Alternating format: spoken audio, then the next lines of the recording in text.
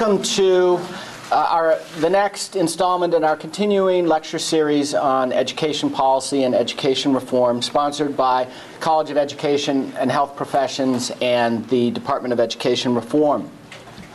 Today it's my great pleasure to introduce to you Dr. William Gormley, Jr. Bill Gormley is one of the most accomplished and influential professors of public policy of our age. He has specialized over the years in various areas of public policy, including regulatory policy, public administration, and most recently, the various policies, health and education policies that influence young children. He is university professor at Georgetown University and co-founder and co-director of their Center for Research on Children in the U.S., codenamed CROCUS. I always loved that acronym. Today he is here to talk to us about his latest project, which is examining the effect of universal pre-K programs, especially the pioneering universal pre-K program in our neighbor to the west, Oklahoma. And we're getting started a little on the early side because he actually flew into and will be flying out of the Tulsa airport, and so he needs to be out of here by about 1:20 to make his flight. But we're delighted to be here to hear about his important research, and I give you Professor William Gormley. Thanks very much, Patrick. It's a pleasure to be here with you. Although I wish we're still back at Georgetown, so our loss is definitely the University of Arkansas's gain. I want to apologize for not wearing any Razorbacks on my tie, but I'm sure there are plenty to go around on this homecoming weekend. I'm going to talk today about Oklahoma's pre-K program, which is sometimes called a universal pre-K program. And that means that it is universally available for all 4-year-olds. Not mandatory, no one has to go, but it is universally available and funded by the state of Oklahoma. It became universally available in 1998, and since that time, large numbers of parents have enrolled their 4-year-olds in this program. In fact, at this point, Oklahoma is indisputably #1 in the nation in terms of the percentage of 4-year-olds enrolled in a state-funded pre-K. That percentage is now over 70%. So I'm going to talk about the effects of Oklahoma's pre-K program on Hispanic children in particular today, although our project is broader than that. I focus on Hispanics because Hispanics face substantial education deficits in the United States. Hispanics are less likely to graduate from high school than white or Asian American children. Hispanics are less likely to graduate from college than whites, blacks, or Asian Americans. Nearly 44% of Hispanic children in the year 2000 had mothers who were not high school graduates, as opposed to 9% of non-Hispanic white children. Fewer than 10% of Hispanic children had mothers who were college graduates, compared with 30% of white children. There are a number of possible explanations for this education deficit, but one of them is that Hispanics are far less likely to be enrolled in preschool than children from other racial and ethnic groups. Preschool has become not a universal experience, but it's certainly something that many of us are familiar with, and many of you have perhaps had this experience, or the opposite experience, where you show up early and your child doesn't want you to pick her up. That's happened a lot to me. In any event, Hispanics are far less likely to attend any kind of preschool than children from other racial or ethnic groups, which means that they're being deprived of this potential benefit to them, something that the research shows could help them enormously. An additional reason for the Hispanic education deficit is that many young Hispanic children are, of course, English language learners. Approximately 2/3 of all Hispanic children ages 0 through 8 come from families in which one or both parents are immigrants. In homes with these immigrant parents, Spanish is often the primary language spoken. And for these students, school is doubly challenging. The federal government has come up with different strategies to this problem, and the state governments have come up with different strategies to try to address this problem. One strategy is what you might call an information release strategy. Basically, that's the premise behind the No Child Left Behind Act. Let's get the information out there in the public domain on how different subgroups of children are doing in school. And then, surely, once that information is in the public domain, if there are noticeable gaps and disparities, we will be able to muster the political will to do something about them. So that's one strategy. Another alternative or complementary strategy is preschool education. And in fact, over the past several years, we've seen a dramatic change in how state governments approach preschool education.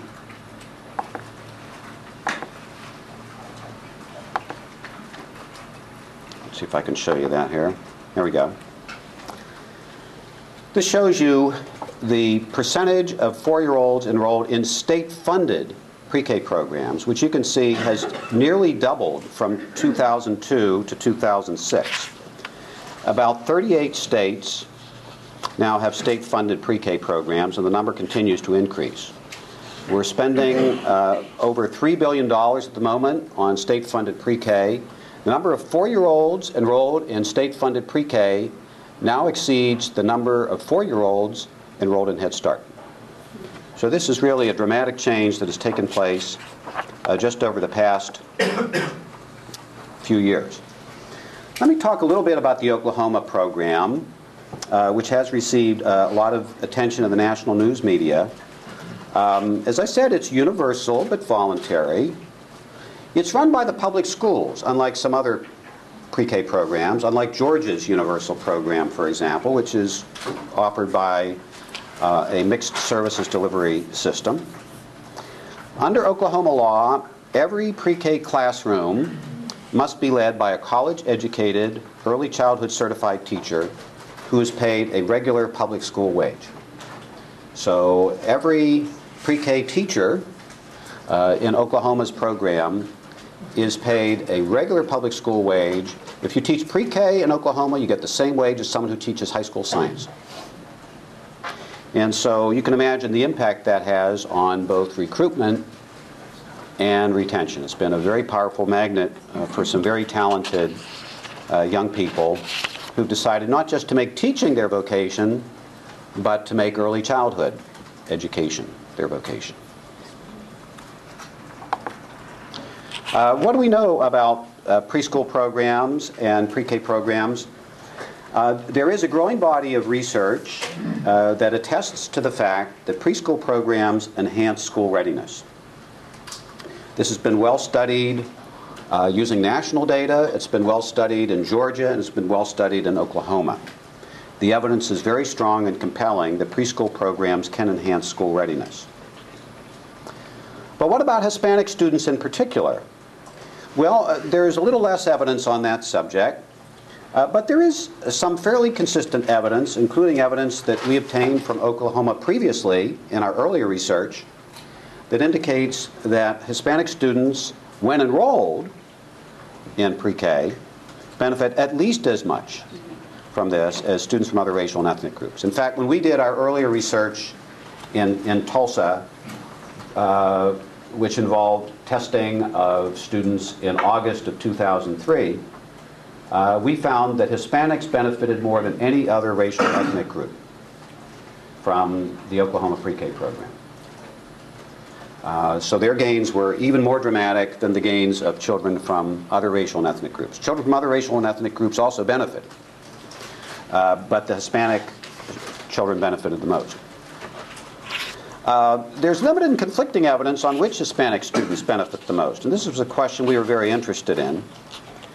We are also very interested in knowing whether these big gains that we documented for Hispanic students were attributable solely or primarily to language gains. The testing that we conducted back in August of 2003 was in English. And so it occurred to us that even though we were trying to measure a variety of specific skills, what we might be measuring inadvertently, time after time, was language skills. And so one of the things that we resolved then was that we wanted to do it a little differently the next time, that we wanted to administer tests, when possible, in both English and Spanish. So, I've already shown you that. Let me talk a little bit about the data that we were able to obtain through a new round of testing which took place in August 2006.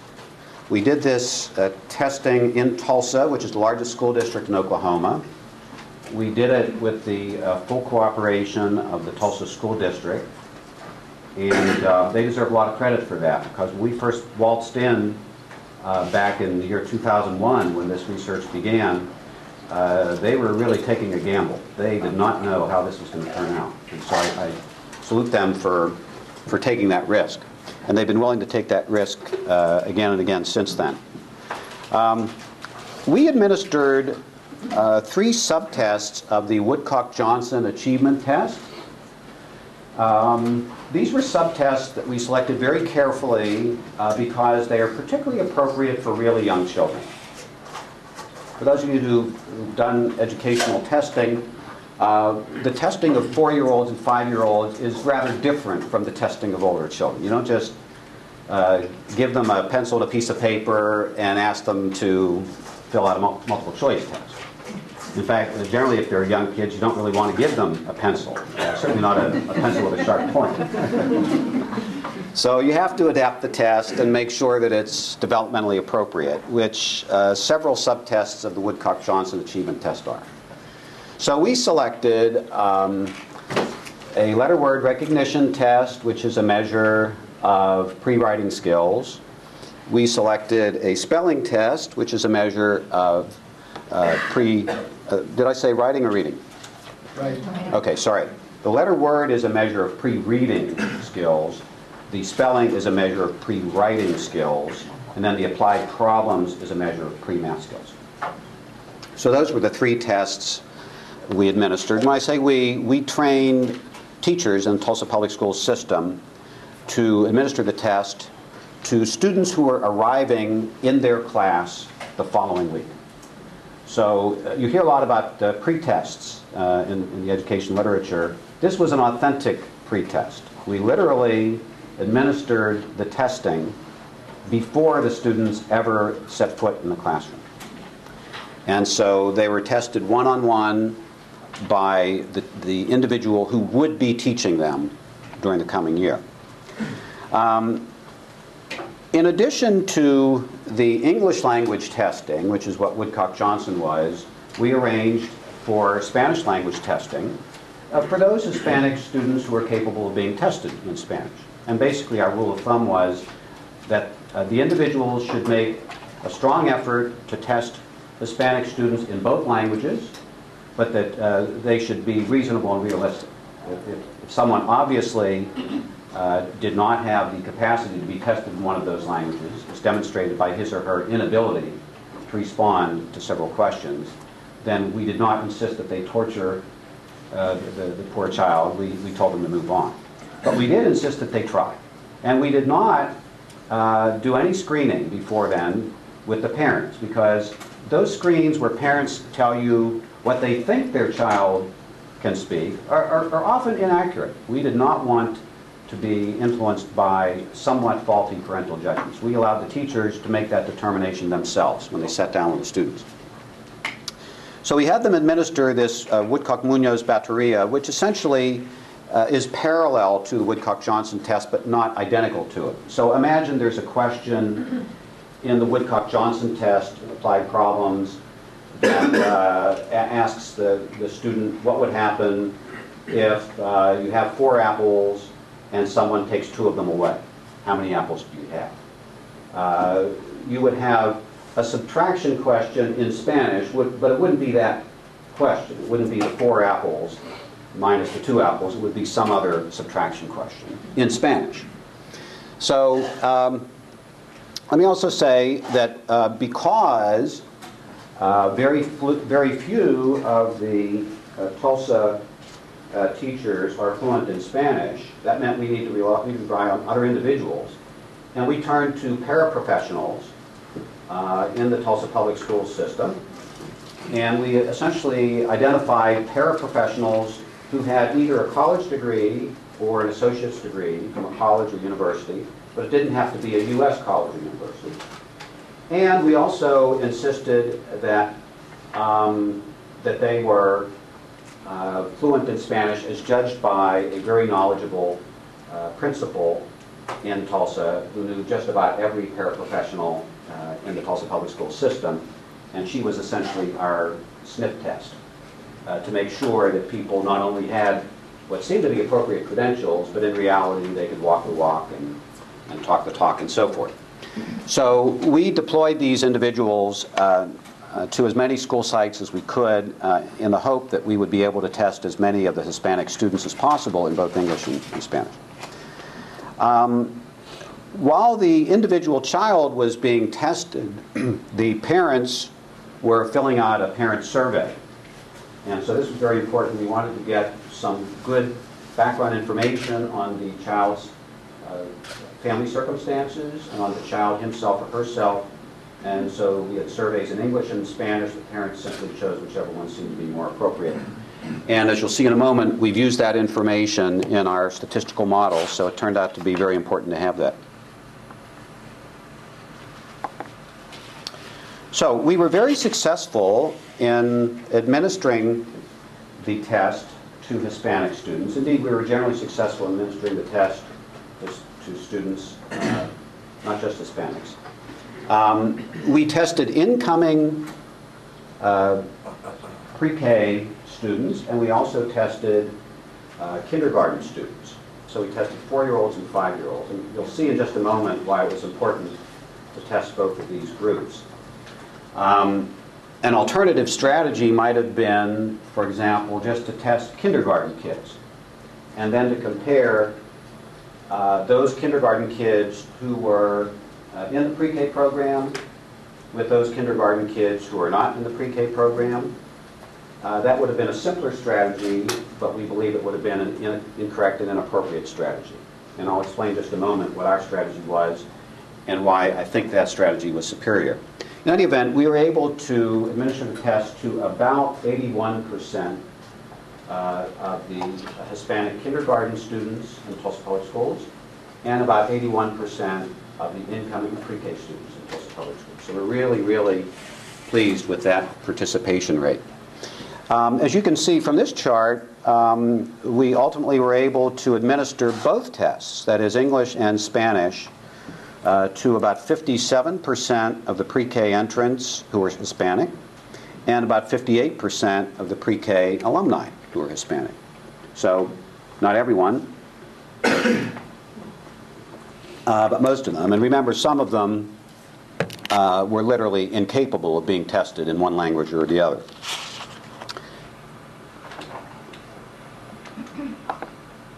Okay, so let me say a word about our methodology, which is a regression discontinuity design.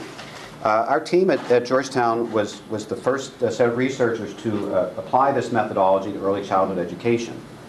And we wrote it up when we did our previous research, and it appeared in a couple of journals, the Journal of Human Resources in 2005, and then Developmental Psychology also in 2005. So those are published studies that are available if you're interested, and they're more or less on our website. They're there, but they don't literally say which ones they are.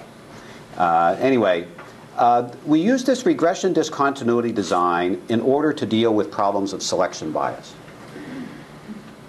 If we had simply compared Hispanic kindergarten kids who were in pre-K the previous year with Hispanic kindergarten kids who were not in pre-K the previous year, we would not have known whether we were comparing apples and apples or apples and oranges.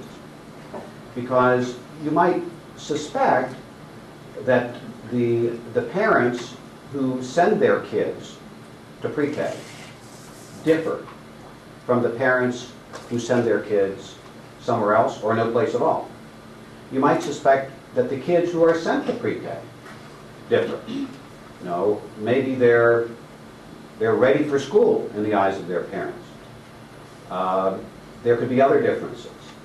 Because we were very, very wary and concerned about those possible differences, we wanted to be absolutely sure that our treatment group and our control group consisted of students who were similar in their observable characteristics and hopefully in their unobservable or unmeasurable characteristics as well. And the best way to do that, we felt, was to make sure that the treatment group and the control group included students who had selected into this program or whose parents had chosen this program. So, essentially that's what we're doing. We are comparing not just kindergarten kids as a whole, but kindergarten kids who were in the pre-K program the previous year, that's our treatment group, with kids who are about to begin the pre-K program. And we're testing them at precisely the same point in time, literally the same point in time. Now you might say, wait a second, that still sounds like apples and oranges, because aren't the kindergarten children a year older? And you're absolutely right about that. But that is very, very easy for us to control statistically. There's no mystery to that. Everyone knows that the older you are, until you get really old, the better you do on these tests. You know, Patrick is smarter than me right now because I'm older than him. But, you know, when Patrick was, 4, I was a lot smarter than him. So sure, age definitely matters, but we can control with that. We can control it statistically. So, basically, that's how we set this up. Now, we also do what econometricians usually do anyway. We include a lot of control variables in our model.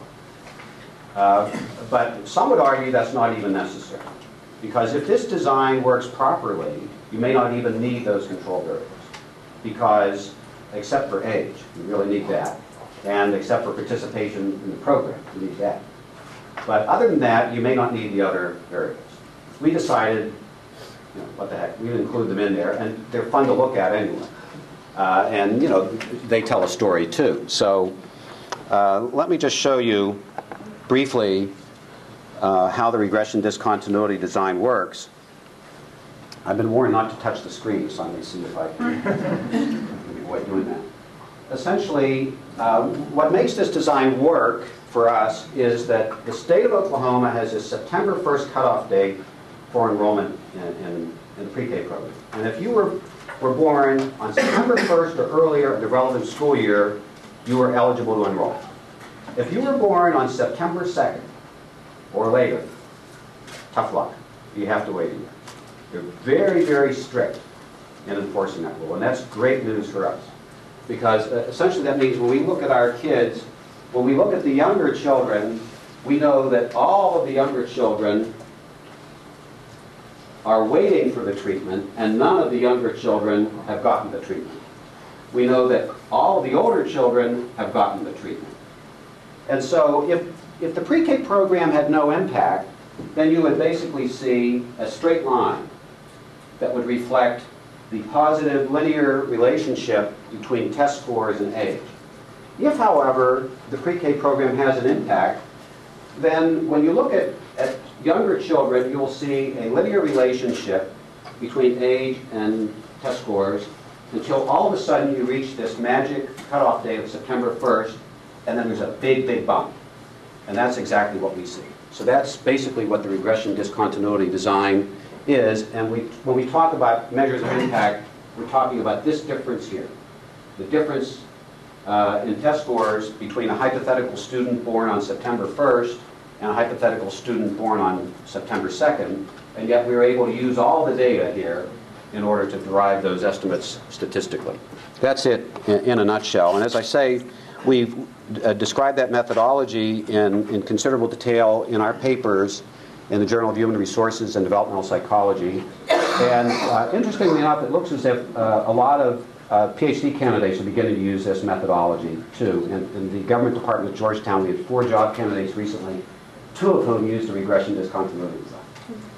So that was kind of interesting to know. All right, so this is sort of truth in advertising. This confirms that the treatment group and the control group do in fact look very, very similar in terms of their demographic characteristics.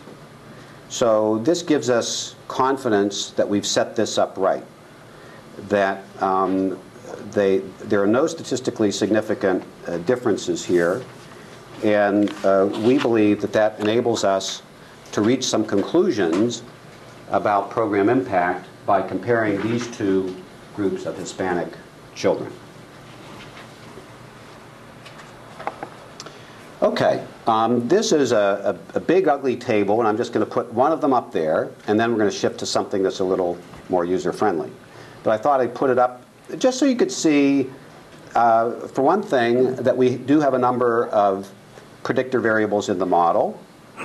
And they include a measure of age, a measure of age squared, a couple interaction terms, measures of participation in the school lunch program, gender, mother's education, and it's interesting to look at some of those. I'm not going to dwell on them, but it's always fascinating to see that girls are outperforming boys even at this tender age. And we found that consistently in our research.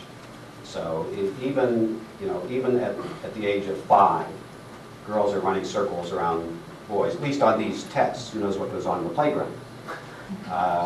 Who cares what goes on in the playground? No, we do care. But it's interesting. And there are other interesting results too. But what we're really interested in the most are these coefficients here, which are measures of program impact. They indicate whether the child was born before the cutoff or not. And what this is telling you is that we're getting statistically significant positive impacts for the program in all 3 areas. That is, in pre-reading skills, pre-writing skills, and also pre-math skills. So in all 3 areas, we're seeing positive, statistically significant impacts of the pre-K program on Hispanic students.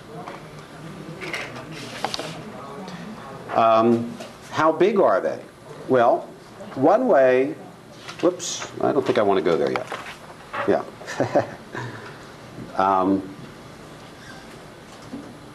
Let's see if I have those effect sizes here. I think I do, so I may not have put them up on the chart just yet.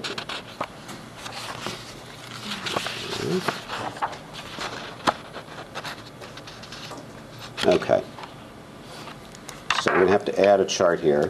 The overall findings indicate an effect size of 1.02 of a standard deviation for the letter word identification test, 0.73 of a standard deviation for the spelling test, and 0.57 of a standard deviation for the applied problems test. Actually, those are indicated, they're way down here, the effect sizes.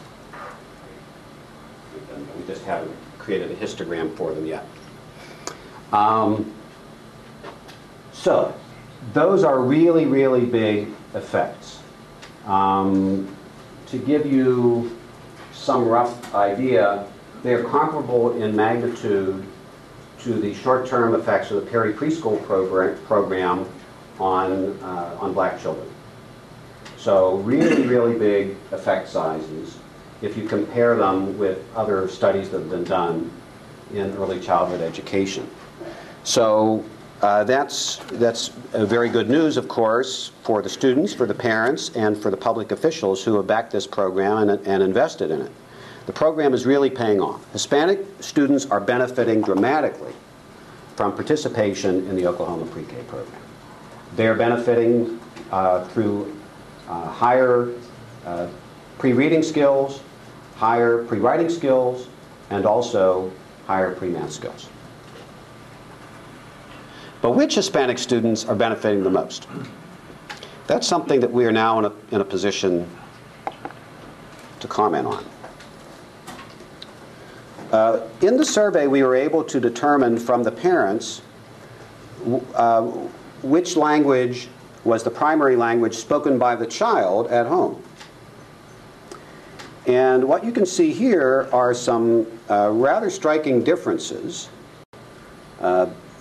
between Hispanic students who primarily speak English at home and Hispanic students who primarily speak Spanish at home. The bottom line is that Hispanic students who primarily speak Spanish at home are benefiting the most from the program. There are pretty substantial differences. So the answer to the question, who benefits the most from the program, is those Hispanic students who primarily speak Spanish at home benefit more than other Hispanic students do. We can look at this a little bit differently by asking where was the parent born? And if we look at that, we get a fairly similar story. A child who has a parent who was born in Mexico is more likely to benefit from this program than a child who has a parent who was born in the USA. And again, that roughly parallels the previous finding. The children who have a parent who was born in Mexico are more likely to speak Spanish at home. So this also helps us to answer the question, which Hispanic students are benefiting the most from the state-funded pre-K program? Those Hispanic students whose parents were born in a different country, and specifically Mexico. We thought it would be very interesting to take a look at the teacher's role in all this. And specifically, we have information from the teachers who taught pre-K in 05-06. That was the relevant year for this. And what this tells us is that it appears that Hispanic students experience greater cognitive gains if their teacher speaks Spanish than if their teacher does not speak Spanish. So a teacher's foreign language facility seems to have an impact on Hispanic students. Who knows whether it has an impact on other students as well. We'll look at that, but this is obviously the group where we expected it to have the impact. Incidentally, we would look at the question of whether Hispanic teachers are more likely to produce benefits than other kinds of teachers, but there are very, very few Hispanic teachers in the Tulsa Public Schools. And that is partly because of the requirement for every lead teacher to have the BA and to be early childhood certified.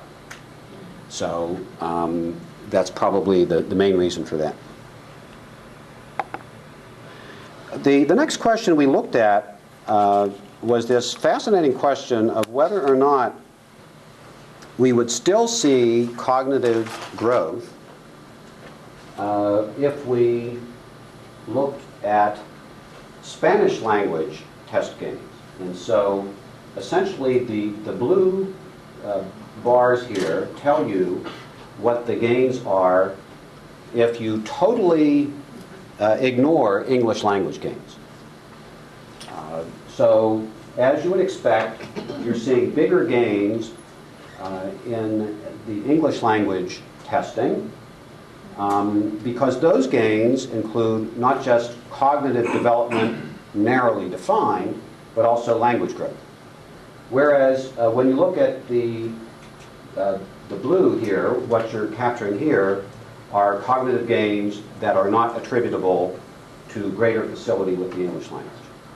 So the gains in cognition are real, and they're not simply a function of language gains. Not that we should deprecate or diminish the importance of the language gains. I mean, one of the things we're trying to do, not just in preschool, but elsewhere in the early elementary years, is to try to improve the language skills, the English language skills of these kids. So I'm not saying that's a bad goal at all, on the contrary. But what I am saying is that we're seeing here something bigger than just gains in English language speaking ability. So, essentially, what we see are that Hispanic students are benefiting dramatically from the pre-K program in Oklahoma, that some Hispanic students are benefiting more than others, and that Hispanic students are benefiting not just because they are learning to speak English better. How has Tulsa achieved such good results for Hispanic children? Well, one strategy recommended by experts is to put Hispanic teachers in the classroom. That is not the strategy that they've used. Only a very small fraction of the TPS teachers are Hispanic. Clearly, TPS teachers have managed to connect with Hispanic children despite the absence of an ethnic bond. But we have seen that teachers who can speak some Spanish seem to be more successful in boosting the test scores of Hispanic students. Now, how do they do that? Well, we can tell because we've actually observed their classrooms systematically. We can tell you it's not because they're speaking a lot of Spanish in the classroom.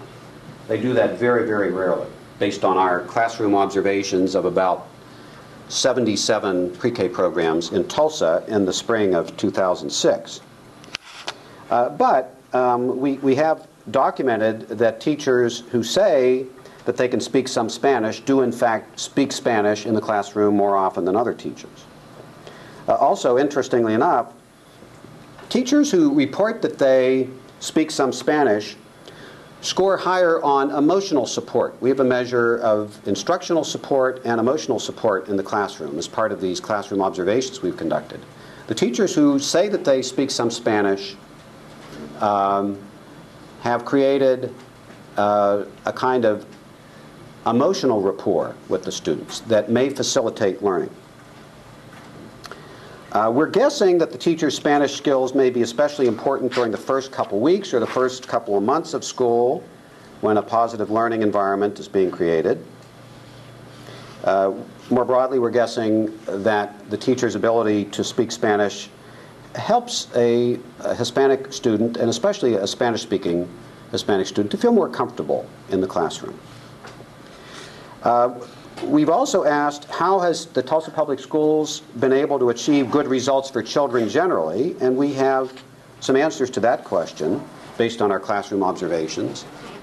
Their instructional support is better than the instructional support you see in public school-based classrooms for state-funded pre-K programs around the nation. We've been able to compare instructional support for the Tulsa pre-K program with data from 11 other states gathered by researchers at the University of North Carolina using precisely the same measures. And the instructional support is clearly higher in Tulsa. We've also used a very intriguing measure that looks at how teachers are spending their time in the classroom. This is called the Emerging Academics Snapshot. And it basically looks at how the teacher spends her time and how the students spend their time in the classroom. And here we're finding big, big differences between pre-K classrooms in Tulsa and pre-K classrooms in other state-funded, school-based pre-K programs in 11 states across the nation. Specifically, for example, the Tulsa pre-K teachers spend twice as much time as their national counterparts reading to students. And they spend 3 times as much time as their national counterparts practicing letters and sounds. To give you one other example, the Tulsa Public Schools pre-K students and their teachers are engaged in math 17% of the time, as opposed to a national norm of about 9% of the time. So we think that that helps to explain, or partially explain, some of the good results we're getting generally. We think the presence of a teacher with a BA degree who's early childhood certified may also be important. We think the fact that they are public school teachers and that they are paid a regular wage, regular public school wage, may also be important. What all this adds up to is nothing, I guess. This is just in case I need it. I'm not going to, well. All right, what does this add up to? James Heckman, who is a Nobel laureate at the University of Chicago, has done a lot of very carefully structured economic studies over the course of his lifetime. And he has argued, based on those studies, including job training programs and many other programs that many of us think are probably good, he's concluded that there is no better single investment that we as a society can make than early childhood education. That the gains are tremendous, and that they are gains that will serve as a wonderful foundation for children to build on later in life, that will ultimately lead to better educated, more productive, more successful citizens. And that is definitely something we ought to encourage. Thank you very much.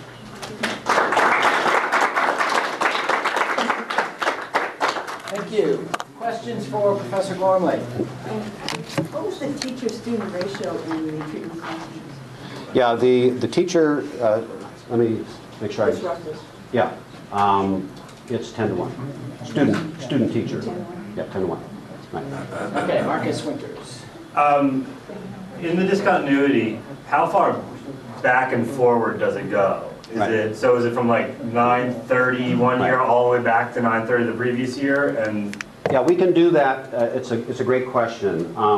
As a researcher, you can do it in a number of different ways. So in the past, what we did was to try different windows. The first window was all the kids, basically, 12 months in one direction and 12 months in the other direction. Then the next window was 6 months in one direction and 6 months in the other direction. And then the next window was 3 months in one direction and 3 months in the other. And when we looked at this in the past, we found no big differences. We prefer the 12-month window because it gives us more data points. right. And ultimately, we think it's Yeah, more there's no efficient. differences. I was just worried that there's. I mean, basically, you can control for age, really, kind of, because you have to make the assumption that the treatment's linear to them afterwards, because you don't have any variation of older kids who were before, right? Right. And then, so if there was an interaction between the age and the treatment, then you'd have a problem. But if, Yeah, actually, if we it's staying have the that. same. Yeah, let me think. We do have that as a control variable in our model. So that was one of the interaction terms. Oh, there's an interaction. Okay. Yeah, there are a couple interaction terms, just in case that turns out to be the case. Okay. Yeah. Is it age from birth? Is that the control? Um, Or is it the 1 year difference, number of days in that one thing that occurred in that 1 year? Is our age measure? It's actually our age measure is the distance from the cutoff date. Yeah. Yeah, right. In terms of days. Yeah. No, sorry. Go ahead. Thinking. Okay. Yeah. I have two questions, actually. One is, did you look at the curriculum that was used in the preschool? And the other is, what kind of professional development or in-service was there for teachers? Okay. Excellent question. We did look at the curriculum, and we're working on that even as we speak. In fact, over the past couple of days, I've been on the road. I'm checking my email.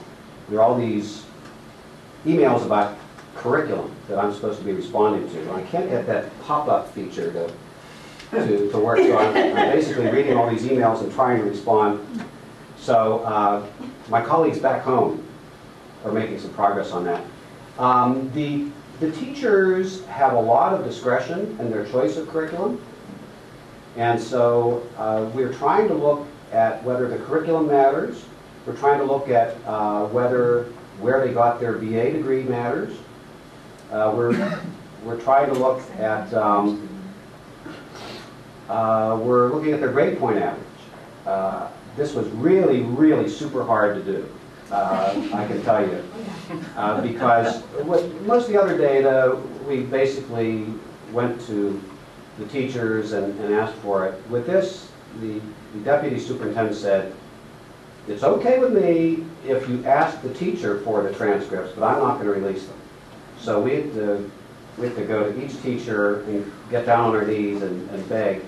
But we were pretty successful, so we're going to look at grade point average. And so hopefully we'll have answers to those questions in a couple of months, and that they'll probably be up on our website. I'll tell you our website before I leave. Now, as far as professional development, I think that's very important. And we do know that back in 2001, then school superintendent David Sawyer initiated something he called the Tulsa Reads program. And it was a very intensive emphasis on early literacy training. And he devoted 9 professional development days to that in that critical year. So we're not sure if we're still seeing ripple effects from that, but you know, he really made a big push. And then he had something called Tulsa Counts a couple years later, where he placed a lot of emphasis on math, although probably not 9 professional development days. The current school superintendent, to be frank, is not quite as committed to professional development, and he would argue there are trade-offs between professional development and other things, like having the real teacher in the classroom. But anyway, we think that professional development may have contributed to some of these outcomes, especially the pre-reading scores. And the relationship of the teacher and the child. Yeah. Sure, the relationship between the teacher and the child is undoubtedly very, very important, and we can capture that with these, we think, with the emotional support measures. And there are other measures we have. There's a measure called Regard for Student Perspectives. We have that in our database. So we have a sense that the teachers are connecting with the students in addition to teaching them to master some of these skills. Yeah. Just kind of a general question. I mean, my hunch would be if you did this study in absence of pre-K on 4-year-olds, you'd find something pretty similar, right? That their first year of school, they probably make a standard deviation. Standard deviations is enormous. I found 0.3 standard deviations the other day and thought it was the greatest thing ever. So standard deviation's high. But my guess is that like it's probably not a 3-year-old effect. Right. It's a beginning school kind of effect. Right. Which then begs the question. Right. We could be doing this for 2-year-olds. We could be doing this for 1-year-old. Right. You know, she's going to give birth in a couple months. Right. We can just send them right to school, right? Like, I mean, eventually, and we might find similar gains. Eventually, we got to figure out where that is. What's kind of the discussion? Where is everyone going? Where do we think this should be done? People are going in different directions. In Illinois, they're now focusing on 3-year-olds. So Illinois has committed itself to a universal state-funded pre-K program for 3s and 4s. It's being phased in, but that's where they're going. In some other states, you're seeing greater emphasis on infants and toddlers, and so there have been efforts to expand early Head Start. We now see educare centers sprouting up. You have educare centers in Chicago, in Denver, in Omaha, in Tulsa. There's going to be a new one in Oklahoma City. Those focus on 0 to 5, and the initial results I've seen from some of those educare centers are very promising. So I'm not here to tell you that we should wait until the kids are 4 years old, and then we should expose them to early childhood education. My inclination is to believe that earlier is better, especially for disadvantaged kids who would not otherwise be getting that kind of stimulation at home. Yeah. Well, I'm glad Marcus asked that because that would have been the first part of a 2-part question, which is, so this sounds fine when it's voluntary. How close, you know, what seems to be the, I guess maybe the political motions towards making it mandatory? At which point, taking the newborns starts to seem a little less well, attractive. For one thing, most researchers would oppose that because it would make it impossible for us to do our research. Oh, you can only study something. Surely public education in the beginning wasn't mandatory. No, someone asked me that at dinner, and you know, I've been on the circuit, as it were, for 3 or 4 years. I've heard no one propose that. No one. And I hang out with people from very diverse backgrounds and diverse points of view. No one has proposed making it mandatory. At some point, though, if 90% of the population is doing it, those 10% are going to be outcasts who are not doing the right thing for their children, right? I don't know that they'd be outcast. Those 10% may actually come from middle-class families, for example. You know, the more troubling question to me would be, let's say that you're not even thinking about making pre-K mandatory, but you are asking yourself, gee, if Spanish-speaking Hispanics can benefit this much from a high-quality program, shouldn't we be going out of our way to encourage other Spanish-speaking Hispanics to participate in similar programs? And so I think there will probably be growing emphasis not on making this mandatory, but on outreach and education. Because as I said, in most communities around the nation where you have substantial Hispanic populations, the kids are not enrolling in preschool at these rooms. Tulsa is the exception. In fact, it's a big exception. When we look at our data,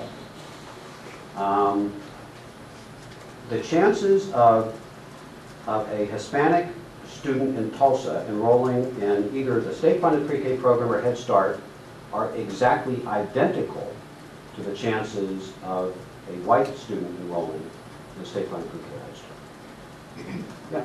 How many students were enrolled in the Tulsa pre-K program, just raw number, if you recall? Yeah, roughly about, let me think about that.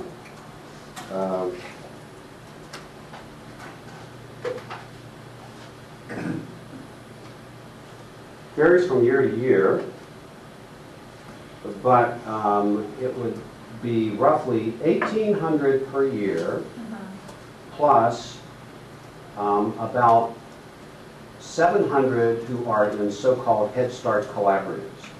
Under Oklahoma law, a Head Start program may voluntarily choose to provide these services itself, so long as they establish a collaborative relationship with the public school.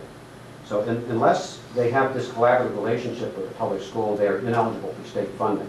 In Tulsa, the leading Head Start program is very, very keen on this program, and 100% of their 4-year-olds are now in collaborative programs. So we've got roughly 2,500 Hispanic students in some schools. Oh, I'm sorry. I'm sorry. I was talking about the overall numbers, Okay. not the Hispanic. And how many of those are Hispanic? Okay, so if you take the numbers I just gave you and divide by 5, that gives you the number of Hispanic. Okay, so about 20%. That's correct. Yeah. It's actually 21%. Yeah. You brought up Head Start, and I was going to ask with Oklahoma's pre-K, what is the family involvement? And I know Head Start has Right. mandatory family involvement. Has that also happened in the public schools? Because that also has a lot of Right. some benefit for those Hispanic children. Yeah, it may. So Head Start has long emphasized Yes. parent involvement, family involvement in lots of different ways, although it's not mandatory. So I correct you on that. For example, they do not insist on home visits. They try to have home visits, but they don't literally insist on it. But anyway, they do clearly emphasize it. Tulsa Public Schools has not emphasized parent outreach at this level as far as I can tell. But it would probably be a good thing for them to do so. Well, Head Start also has a number of other services, testing, different kinds. Yes, they Has do. the public schools done that? In general, the answer is no. So one of the things we're looking at is, we have data on Head Start too. I didn't show you those data because we're still working with them. But we anticipate that we'll see health benefits from Head Start participation that we will not see from pre-K participation, because that's part of Head Start's mission. It's not part of the Tulsa Public Schools pre-K mission. There are some public schools in Tulsa that do provide some health services benefits on site. It's relatively rare, and those are very, very disadvantaged schools. Yeah. You may have already said this, and I may have missed it, but what is the state investment in this program? What's the per pupil investment for the state? How does that compare to other states? Yeah, I didn't mention that, and I think you'll be surprised at the answer.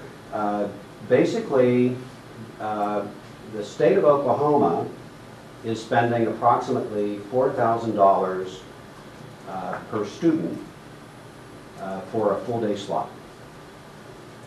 Now, the local school districts undoubtedly provide other resources. Some of these resources are school district dollars. Some of the resources are school district buildings. Some of the resources are Title I dollars from the federal government. But the state of Oklahoma's investment in the program is relatively modest. Have the school districts themselves seen a bump in funding because they have to support these programs? I'm glad you asked that question because they don't have to support these programs. This is voluntary for school districts. So just as it's voluntary for parents and students, it's voluntary for school districts. Now, it probably won't surprise you to hear that the overwhelming majority of school districts jumped at the opportunity to establish this program. They get additional revenue, and there's tremendous parental interest in this program. So it's unthinkable that a big school district in Oklahoma would not take advantage of this program on behalf of its parents or its children. Yes, in the back. The kindergarten in Oklahoma is not mandatory, is it? Not yet. I was going to say, I didn't think No, it's it not was. mandatory yet. So you've got the two groups that are not, so you might, what do you do, exclude anyone that moved into, because Tulsa has kind of a transitional population. Yeah, they do. So what do you do in that second year if they weren't, you just take those out if they weren't in that program the year before? You wouldn't take them out. I mean, if they weren't in pre-K, then that means if you're a kindergarten teacher, then you have to decide what to do. Because, 70% of your kids arrive at school ready to learn, and the other 30% may not. No, and then some may be arriving at grade 1. Well, that's, well, Which is just, just disastrous. yeah, so no, that's a not uncommon dilemma for teachers. But it's one that requires some serious thought and attention because kindergarten teachers have the choice of ratcheting up what they do in kindergarten as a result of this dramatic shift in school readiness skills, or continuing to do what they were doing previously. Yeah. Go ahead. Are there any studies, you said that this pre-kindergarten program has been mandatory in Oklahoma since when? It's not been Not mandatory. mandatory, Right? what, state funded? Yes, state funded since 1998. Are there any studies to follow those students who started in the pre-K program, that some of them got to be in middle school, junior high by now, to look at, say, their standardized test scores and compare them to the non-pre-K children? Any longitudinal studies? Yeah, to this effect? one of my colleagues, Carolyn Hill, has done a longitudinal study that we'll be releasing later this year. And she's followed the first cohort that we studied, which was kids participating in the pre-K program in 2000/01. So she will be able to report on third grade test score results. I'm not optimistic about her findings for a variety of reasons. So you suspect that it's possible there's a fade Yes, I of the do. effect, Yes, I similar do. to what's been observed? It's in a Yeah. big jump in the beginning that gets them more ready, but the effects don't linger quite as long as they progress through the grades. Yes, that's the idea. Now, I think that can change. For those of you who've looked at the fade-out issue, my own view on fade-out is that it's a real problem. It occurs quite a bit, but that it's not inevitable. And so whether fade-out occurs is going to depend on the child's home circumstances. It's also going to depend a lot on the public schools, or whatever the schools are. And so, to some extent, whether fade-out occurs depends on whether kindergarten teachers, first grade teachers, second grade teachers, and so forth make adjustments in what they teach, how they teach, and when they teach. Can we say anything about how the gains for Hispanic kids and kids that don't speak English compare to gains for other kids that go into pre-K programs? I mean, I guess what I'm getting at is I'd like to know whether or not like these gains for Hispanic kids are if Hispanic kids benefit more than Yes. like white kids, in Right. pre-K. I can definitely answer that question based on our 2003 data. I can't answer it yet based on our 2006 data. Okay. Okay? Because we're still, this is hot off the presses. So.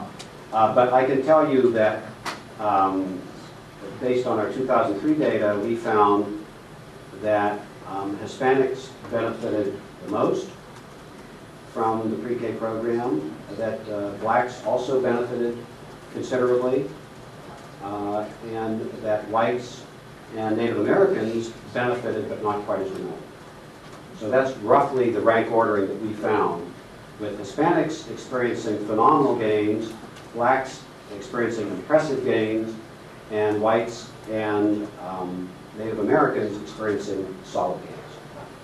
And you're in the middle of trying to we'll prove have that out in the current data, or not prove it Yeah, out. we don't Find out what the reality is. We test hypotheses, but we will definitely be looking at that. And incidentally, there's one other point I'd like to make, because this has been an issue in California, it's been an issue in Virginia, it's been an issue in a lot of other states that are looking at whether to have a universal pre-K program. Our data from 2003 show clearly and unequivocally that middle-class kids do benefit from a universal pre-K program. Some scholars who've tried to deny it, but the research is unambiguous. All children benefit from pre-K, irrespective of social class. Disadvantaged kids benefit more, which is a good thing, but middle-class kids benefit. The other point I'd like to make is that one of the reasons why disadvantaged kids benefit from a state-funded pre-K program that is universal is because of the presence of middle-class kids in the classroom. This is well established in the elementary and secondary literature. Peers matter, and we're beginning to find evidence of that in pre-K classrooms as well. Yes?